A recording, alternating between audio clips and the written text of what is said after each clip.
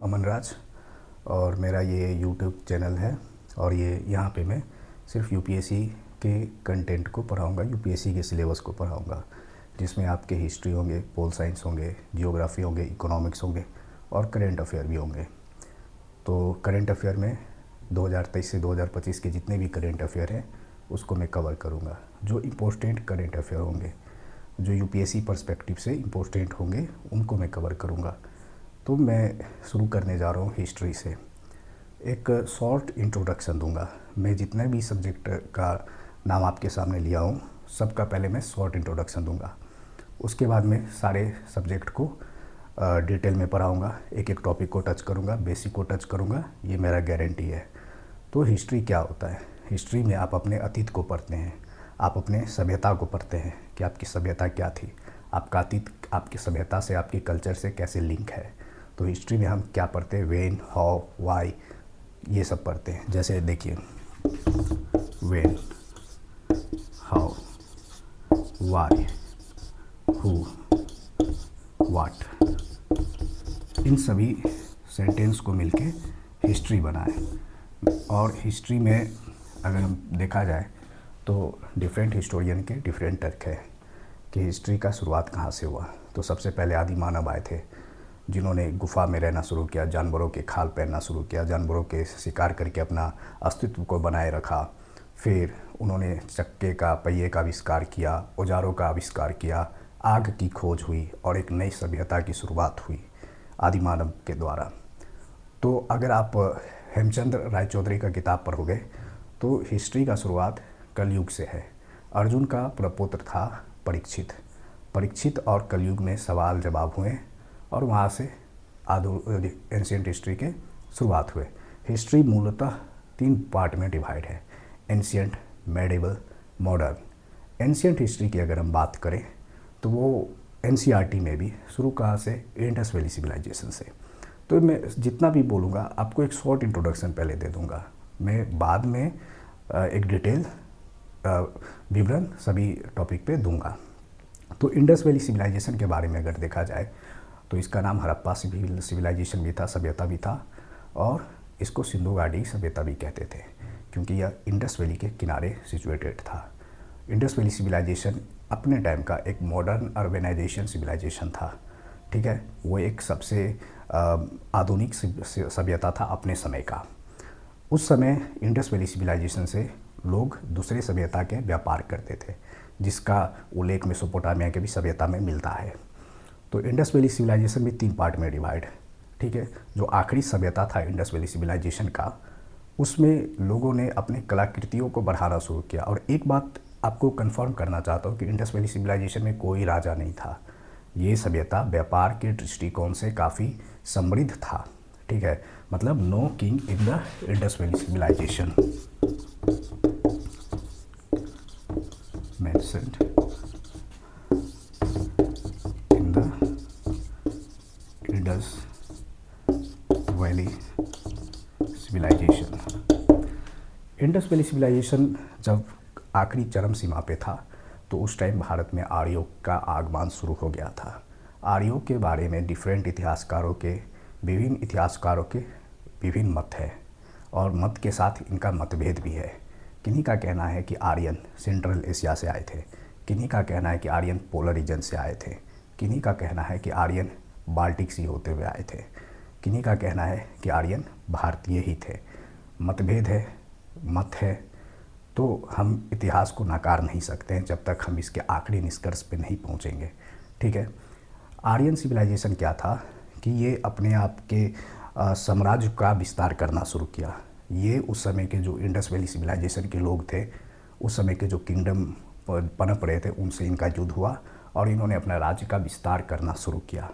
Aryan civilisation के लोग जो आर्यन से हार गए वो दक्षिण भारत की तरफ गए, उनको द्रविड़न सिविलाइजेशन कहा गया। हाल में ही 2 साल पहले और अभी तक खोज जारी है, तमिलनाडु में इंडस वैली सिविलाइजेशन से और आर्यन सिविलाइजेशन से भी पुराना सभ्यता की खोज हुई है। लेकिन जब तक इसका आखिरी निष्कर्ष पे नहीं पहुंचेंगे तब तक हम इस बारे में बात या विवेचना नहीं कर पाएंगे। ठीक है, आर्यन का क्या देन था भारत में? 4 वेद का। ऋग्वेद, अर्थवेद, सामवेद, यजुर्वेद। इनमें इनको, और ये सभी वेद एक समय में नहीं लिखा गया, ये सभी वेद को लिखने में कम से कम 1500 साल, 200 साल, 2000 साल का समय लिया गया। मतलब 1500 से 2000, मतलब 500, मोटा मोटी 500 साल के भीतर ये चारों वेद लिखाए गए। इनमें श्लोक थे, कैसे ये देवताओं को खुश करते थे। इंद्र इनका सबसे पूजनीय देवता था, है ना। इंडस वैली सिविलाइजेशन के बाद जब आर्यन के तरफ हम आए तो हमने आर्यन के बारे में आपको इतना बताया। अब आर्यन के आगे हम जाएंगे तो हमें महाजनपद पीरियड मिलेगा।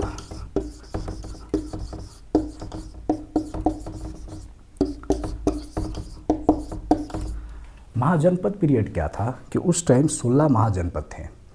उन 16 महाजनपद में मगध सबसे शक्तिशाली था। और शक्तिशाली हो क्यों ना, मगध जो था वो गंगा के किनारे था। गंगा एक उपजाऊ भूमि भी देती थी। उसके बगल में जो पेड़ पौधे होते थे उनको काट के खेती लायक उपयुक्त भूमि बनाया गया और औजारें बनाई गई। मतलब लोग को सुरक्षा देने के लिए अब सेनाएं तैयार हो गई। सेनाएं के साथ साथ इनका जो गुरु था, जो लीडर था, वो उनको शासक कहा जाता था। ये शासक लोगों को सुरक्षा की बदले कर वसूलते थे। ज़्यादा कर, ज़्यादा आर्मी, ज़्यादा साम्राज्य का विकसित होना। ठीक है, तो पहले क्या आया, पहले जन आया, फिर कर आया, और कर के बाद साम्राज्य आया। तो एक चीज़ इतिहास में इस चीज़ को नोट कर लीजिएगा, पहले जन आया, फिर टैक्स आया जिसको कर कहते हैं, फिर आया किंगडम, है ना, ये आया। और महाजनपद में इनको आने के बाद जो थे, मगध अपना शक्तिशाली प्रवृत्ति का राज्य पहले से रहा है। इसके बारे में हम डिटेल में किसी टॉपिक पे हम डिस्कशन करेंगे। अभी तो हम शॉर्ट इंट्रोडक्शन दे रहे हैं। मगध में जो साम्राज्य था पहला, वो हर्यक डायनेस्टी था, जिसका राजा बिंबिसार था। बिंबिसार एक शक्तिशाली था जो पंजाब तक अपने साम्राज्य को फैला चुका था। उसका एक बेटा था अजातशत्रु। अजातशत्रु वैशाली को छल और कपट से जीता। आप बाहुबली फिल्म देखे होंगे, उसमें जो भल्लाल देव एक रथ लेके घूमता है और चारों बगल से वो नाचता है, रथ और गर्दनें कटती जाती है। ठीक वैसा ही हथियार अजातशत्रु के पास था, जिसने वैशाली में कोहराम मचा दिया था और वैशाली को जीत भी लिया था अजातशत्रु ने। अजातशत्रु आए, उदयन आया जिसने पाटलिपुत्र शहर का नींव डाला। फिर आया धनानंद का टाइम। धनानंद एक सबसे पावरफुल था, नाई जाति से बिलोंग करता था। उसके दरबार में कौन थे, कौटिल्य थे, चाणक्य थे। तो कौटिल्य का उसने अपमान किया। कौटिल्य ने कहा कि हम इसका बदला लेंगे धनानंद से। लेकिन इससे पहले एक इंटरेस्टिंग बात ये थी कि अलेक्जेंडर द ग्रेट, जो कि मैकेडोनिया का सबसे बड़ा राजा शासक के तौर पे उभरा, उसने भारत के बारे में सुन रखा था कि भारत में गाय, बैल और शहद काफ़ी प्रसिद्ध है। इसलिए उसने भारत पे आक्रमण करने का मन बनाया और आक्रमण किया भी। जब वो पोरस के पास आता है, पोरस एक यदुवंशी राजा था, पंजाब का था। पोरस से वो युद्ध जीत लेता है और पोरस से पूछता है कि मैं तुम्हारे साथ कैसा सलूक करूं। तो पोरस का जवाब था कि आप मेरे साथ वैसा सलूक करिए जैसा एक राजा दूसरे राजा के साथ करता है। ठीक है, अलेक्जेंडर ने क्या किया, उसके राज लौटा दिए। फिर पोरस को अपना राज चलाने के लिए अलेक्जेंडर की फिर कभी ज़रूरत नहीं पड़ी। पोरस भी अपना राज को आगे बढ़ाने लगा। अलेक्जेंडर का नज़र फिर पड़ा मगध के तरफ, जो कि मगध में धनानंद के बारे में उसने सुन रखा था कि धनानंद के पास बहुत सारे घोड़े हैं, हाथी है, जो युद्ध कभी भी जीत सकता है। ठीक है, तो क्या हुआ, यहाँ से अलेक्जेंडर के मन में डर हो गई कि हम वहाँ अटैक नहीं करेंगे। और पोरस के साथ जो युद्ध हुआ था उसको हाइडेस्पिस बैटल कहा जाता है, जो 326 बीसी में लड़ा गया था, जिसको झेलम का बैटल भी कहा जाता है। धनानंद ये सुन के आश्चर्यचकित हुआ कि मैं एक ऐसा राजा पूरे आर्यवत में जो एक अलेक्जेंडर को हरा दिया, जो एक विश्व विजेता बनना चाह रहा था। चलो ठीक है, वहाँ से इनकी कहानी ख़त्म होती है। अलेक्जेंडर बाद में लौटता है अपने देश को, लेकिन वो बुखार से पीड़ित होता है और बेबीलोनिया में इसकी मृत्यु हो जाती है 323 बीसी में। तो यहाँ तक हम धनानंद तक पढ़े। इसमें जो चाणक्य था उसके मदद से मगध में एक उत्कृष्ट शासक का जन्म हुआ, जिसको चंद्रगुप्त मौर्य कहते हैं। चंद्रगुप्त मौर्य मौर्य वंश का नींव डाल दिया। कुछ इतिहासकार का कहना है कि चंद्रगुप्त मौर्य वो कम्युनिटी के थे, शूद्र कम्युनिटी के थे, किसी का कहना है कि ये एक शासक कम्युनिटी के थे, किसी का कहना है कि ये धनानंद के ही रिलेटिव में आते थे, किसी का कहना है कि चंद्रगुप्त मौर्य उस वंश से ताल्लुक़ रखते थे जो मोर का पालन पोषण करता था, मोर पालते थे। ठीक है।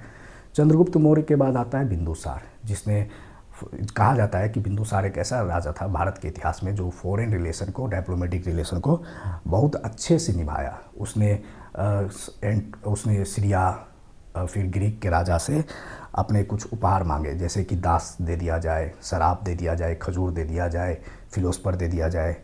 ठीक है। तो उसके बाद बिंदुसार के बाद आता है अशोका। अशोक को कौन नहीं जानता है, जिसने बौद्ध धर्म के पूरे अस्तित्व को बनाए रखा, क्योंकि अशोक ऐसा राजा था जो कलिंग युद्ध के बाद पूरा परिवर्तन हो चुका था। उसका भेरी घोषा धर्म घोषा में बदल गया था। भेरी घोषा जब धर्म घोषा में उसका बदला तो उसने बुद्ध धर्म को अपनाया और बुद्ध के रिस्पेक्ट में उसने बुद्ध स्तूपा का निर्माण करवाया। अशोक क्या किया कि अपने साम्राज्य में टैक्स फ्री कर दिया, जिसके कारण मौर्य साम्राज्य का पतन होना तय हो गया। क्यों पतन नहीं होगा? राज्य को चलाने के लिए शासक को क्या ज़रूरत पड़ती है? किसी भी सत्ता को चलाने के लिए शासक को कर की ज़रूरत पड़ती है। जब वो टैक्स नहीं वसूलेगा तो सेना का मेंटेन कैसे कर पाएगा, सेना को वो कैसे इतना मैनेज कर पाएगा। और इसका सबसे आखिरी जो रूलर था वो सबसे वीक और फेरिसाइड हुआ, कमज़ोर शासक साबित हुए। इसी का एक सेनापति था जिसे पुष्यमित्र शुंग कहते हैं। पुष्यमित्र शुंग क्या किया? ये एक महान राजा था। इसने बृहदर्थ की हत्या कर दी, क्योंकि कमज़ोर था, कमज़ोर पे ये हावी होकर अपना सत्ता लेकर इसने बृहदर्थ को ख़त्म कर दिया। पुष्यमित्र शुंग ने वैष्णव धर्म को आगे बढ़ाया। इसने बुद्ध धर्म को पीछे छोड़ के वैष्णव धर्म को बनाया। और पुष्यमित्र शुंग के बारे में इतिहासकारों का कहना है कि इसने बुद्ध को नाश नहीं किया, बल्कि बुद्ध स्तूपाच को भी नाश कर दिया। और इसी के समय में मालविक अग्निमित्र नाम का एक किताब का क्या बोलते हैं उसको, बनाया गया, किताब का विवरण किया गया। ठीक है, किताब लिखा गया। पुष्यमित्र शुंग के बाद जितने भी आए उनका कार्यकाल उतना देर तक नहीं था, उतना दिन तक नहीं था, लेकिन इनके साथ इनका मतभेद वाकाटकाच के राजाओं के साथ होता रहता था। फिर दक्षिण भारत में पनप रहे थे सातवाहन। सातवाहन क्या था कि एक दक्षिण भारत का किंगडम था जिसका फाउंडर सिमुक था। और सातवाहन वंश के राजा के समय व्यापार काफ़ी प्रसिद्धि पाया। और वहाँ पे जो परफ्यूम के व्यापारी होते थे, जिसको गंधीकार कहा जाता था, और आज के जो मॉडर्न टाइटल है गांधी, वहीं से लिया गया है, सातवाहन से लिया गया। सातवाहन ब्राह्मणों को काफ़ी भूमि दान कर देते थे। और सातवाहन के समय क्या हुआ था कि इन्होंने सुदर्शन लेक का दोबारा निर्माण करवाया। और ये ऐसे थे जिन्होंने शुद्ध मात्रा में, ऐसे भारतीय किंगडम थे जो शुद्ध मात्रा में सिक्कों का प्रचलन किया। सातवाहन तक ये। फिर मगध के तरफ अगर आए, मगध और कन्नौज की तरफ, तो वहाँ पे हर्षवर्धन का रूल शुरू हो गया। हर्षवर्धन के बारे में कहा जाता है कि इसने कुंभ मेला की शुरुआत करवाई। ठीक है। और हर्षवर्धन ऐसा राजा था जिसको हराया। कौन? दक्षिण का राजा जो पुलकेशिन था, उसने हराया हर्षवर्धन को। और हर्षवर्धन का मतभेद चलता था बंगाल के राजाओं से, जिनका नाम था शशांक, क्योंकि हर्षवर्धन का जो सिस्टर था उसकी शादी ग्रहवर्मन से हुई थी, जो वाकाटकाच राजा था। और शशांक ने ग्रहवर्मन को ख़त्म कर दिया। इसी का बदला लेने के लिए हर्षवर्धन बंगाल की तरफ आक्रमण करता है, लेकिन शशांक की पहले ही मृत्यु हो जाती है। मतलब ओवरऑल अगर हम मगध के बारे में देखें, और इसी कालखंड में इससे पहले मतलब मगध का जो महाजनपद की हम बात कर रहे थे, उस समय बुद्ध धर्म और जैन धर्म का भी विकास हो रहा था।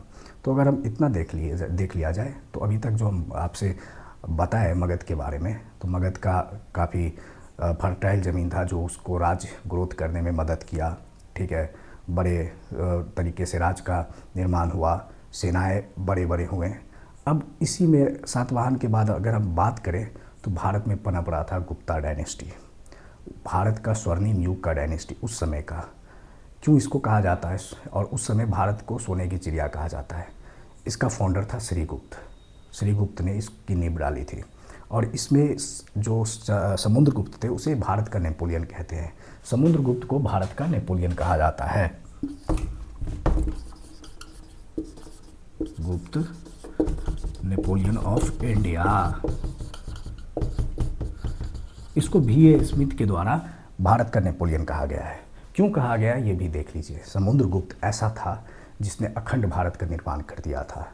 अफ़गानिस्तान, काबुल जो आज के पाकिस्तान है उसको भी अपने अंदर ले लिया था। दक्षिण के चेरा चोला पांड्याज को अपने अंदर ले लिया था और इसने दक्षिण के राजाओं से कहा था कि हम तुम्हारे राज छोड़ रहे हैं, उसके बदला में तुम हमें कर दो। इतना तक दक्षिण का जो राजा था चेर चोला पांड्याज वो सब मान गया और उसको कर देने लगे। समुद्रगुप्त के कार्यकाल में क्या हुआ था कि सिक्के का प्रचलन हुआ। उन्होंने माता लक्ष्मी, भगवान विष्णु, गरुड़ का सिक्का चलाया, प्रचलित करवाया। फिर समुद्रगुप्त के बाद आता है चंद्रगुप्त विक्रमादित्य। वो क्या था, वो सबसे मतलब कहते हैं ना एक ऐसा शासक जो पहले ही चीज़ों को भाप जाता था। उसको पता था कि जो भारत में उस समय शक लोग आ रहे थे, वो इस चीज़ को भाप लिया था कि अगर शक लोग आ गए तो भारत में ये राज नहीं कर पाएंगे। उसका एक भाई था रामगुप्त, जिसको शकों ने हराया और उसको अगवा कर लिया। फिर चंद्रगुप्त विक्रमादित्य क्या करता है, शकों के किंगडम में जाके शकों को हराता है, अपने भाई को छुड़वाता है और अपने भाई के पत्नी से शादी करता है। इसका उल्लेख विशाखदत्त का मुद्रा राक्षस में है और वहाँ वो टाइटल लगाता है शकारी।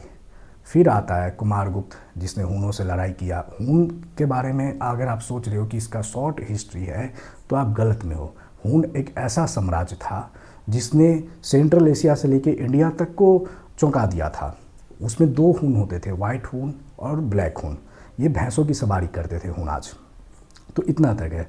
फिर जब हम गुप्ते वंश को देख लिए तो क्या हुआ कि थोड़ा देर के लिए हम कश्मीर की तरफ जा रहे हैं क्योंकि समय हमारा आगे बढ़ रहा है। दाहिर नाम का राजा था, उधर अरब में भी खलीफा उभर रहे थे। तो ट्रेड जो होता था तो वहाँ समुद्री लुटेरे होते थे। अरब से जो सामान जा रहा था श्रीलंका के तरफ, तो समुद्री लुटेरों ने लूट लिया। खलीफा ने दाहिर को कहा कि अरे भाई, तुम्हारे रास्ते से, तुम्हारे साम्राज्य होके हमारा सामान जा रहा है और लुटेरे लूट रहे हो, इसका थोड़ा ध्यान रखो।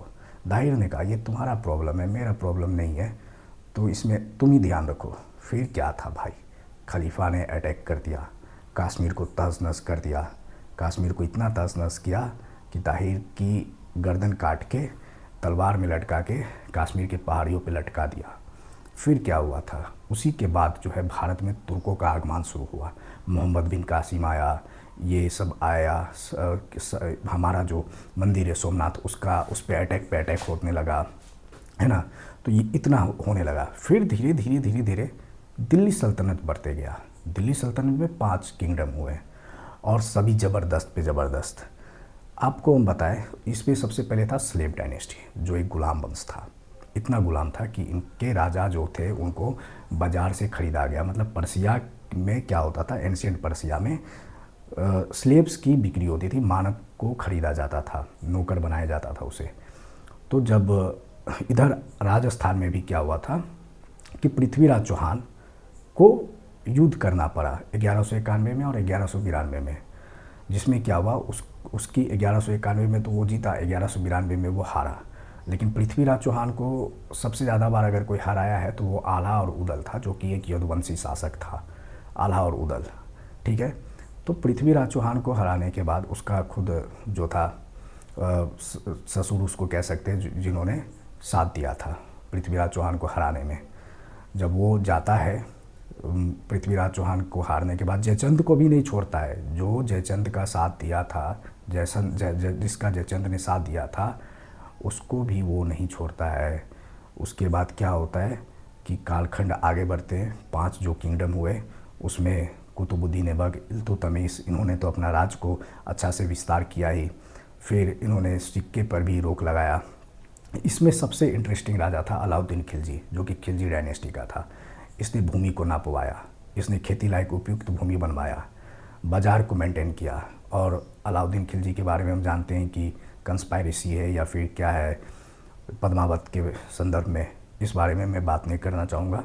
ये एक इतिहास का मामला है, इतिहास कहाँ निष्कर्ष पे पहुँचेगी ये मैं भी नहीं जानता हूँ। तो फिर क्या था, इसमें सबसे आखिरी जो था वो था सबसे आखिरी लोधी वंश। इसमें राणा सांगा नाम का था, एक रूलर था राजस्थान के तरफ। उसको इब्राहिम लोधी बोला कि तुम मेरा अधीनता स्वीकार कर लो, हम तुमको छोड़ देंगे। इब्राहिम लोधी क्या बोला, अधीनता स्वीकार करो, हम तुमको छोड़ देंगे। राणा सांगा क्या किया, बाबर को बुला लिया।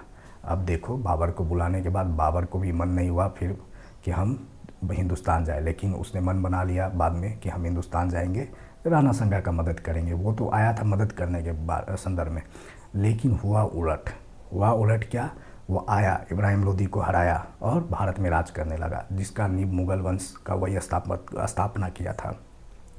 ये इब्राहिम लोदी ने कैसे राणा सांगा को डराया था।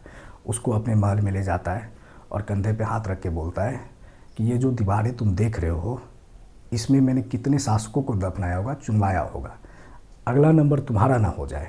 तो मतलब इतना क्रूर था इब्राहिम लोदी। उसी डर से राणा सांगा ने बाबर को इन्वाइट किया था। लेकिन इस दोनों के बीच में अगर हम देखें, इससे पहले जो था खिलजी के बाद तुगलक, जो अपने राजधानी इधर से उधर करने में, करेंसी एक्सचेंज करने में बहुत माहिर था और फेल्यूर एक्सपेरिमेंट भी था उसका जिसमें अच्छे राजा हुए थे, मोहम्मद बिन तुगलक, फिरोज शाह तुगलक जो भी थे।